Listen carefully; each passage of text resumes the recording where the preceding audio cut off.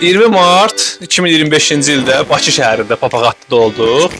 21 mart 2025-ci ildə isə İsmayıllı rayonunda. Hal-hazırda uşaqlar Papaqatlıdan gəliblər.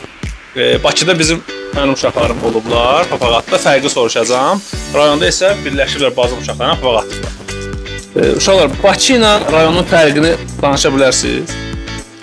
Yox. Papaqatlıda. Bakıda nə oldu? Rayonda nələr yaşadınız?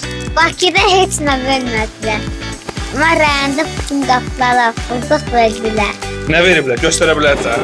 Aç boşalt. Verirlər. Qoz da verirlər. Axı nə yaşadınız? Cumda işləmirəm.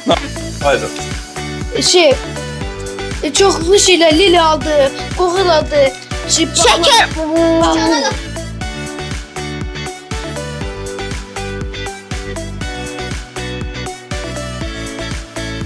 Bakıda maraqlıdır, rayonda. Rayonda. Hələlik.